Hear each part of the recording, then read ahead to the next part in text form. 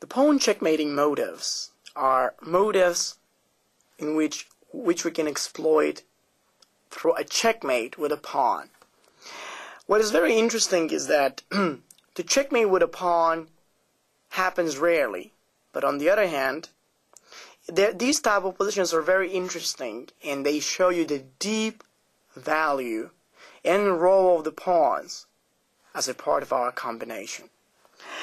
The example we see on the board right now is an interesting game that was played by two strong players, and Black's b3 pawn starts moving so that it can promote. Of course, White is obviously winning because he's got a rook, queen, and a couple pawns around that surround Black's king in his position. But on the other hand, White needs to find a precise way how to make this work. At the first sight, we find out the forcing move of queen g5 that many chess players would consider as best, giving a check, sacrificing our queen, but then moving with h takes g.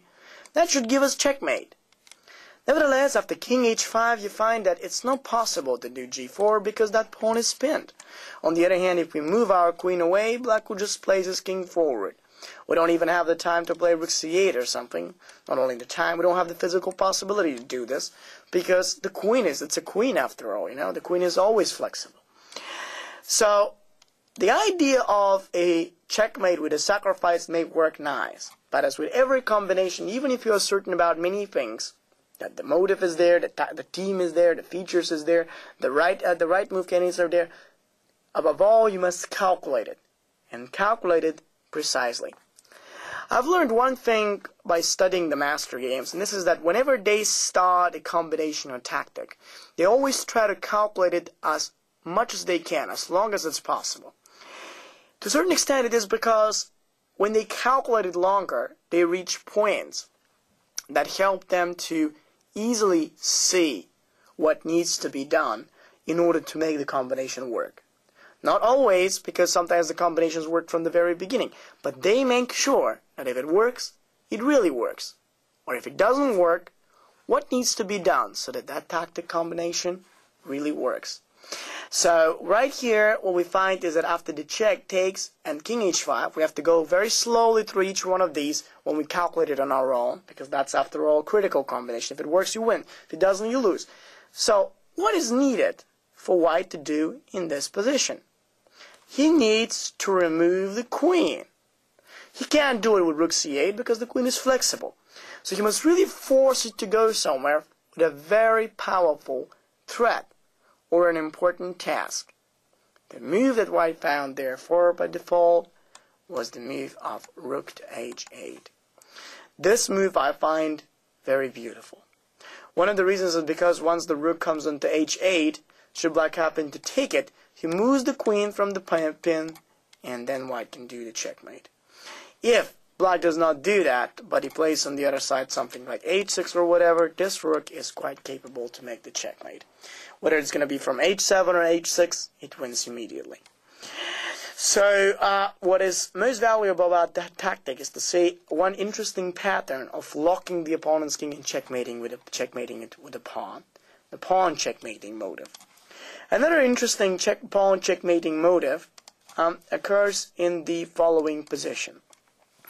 It's an endgame, where usually the pawn checkmating motives sometimes happen, sometimes they don't, but they're a little bit more rare.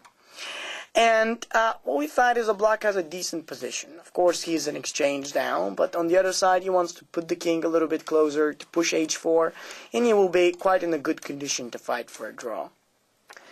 The only way how White can change that outcome is through a purposeful move that he can use to lock the opponent's king away from being able to come closer. The only way how this could be made is through the purposeful rook a6 to g6.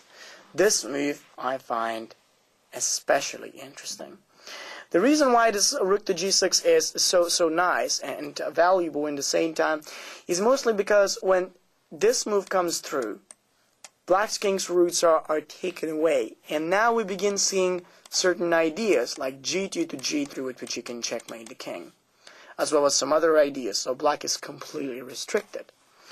After that move of rook to g6, Black has only one way to go. This is to push the pawn, a4, And after king e3, a3. Maybe if that pawn can catch the white's rook's attention from g3, black's king can escape, right?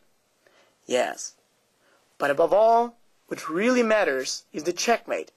White doesn't care that black is going to promote. Let him promote. Now what really matters is the checkmate. So white found a good way to make opposition. And then, as a result of that, he moves his rook to threaten rook h3. Black's bishop moves away. Then we play rook to h3. Rook bishop takes h3. And then pawn after g3 with the checkmate. This is a beautiful example of seeing how, in fact, the pawn checkmating motive can work with the support of different pieces. In the first example, we saw how it was actually supported by a couple of other pawns and the king. Now we see how it's basically supported only by the king.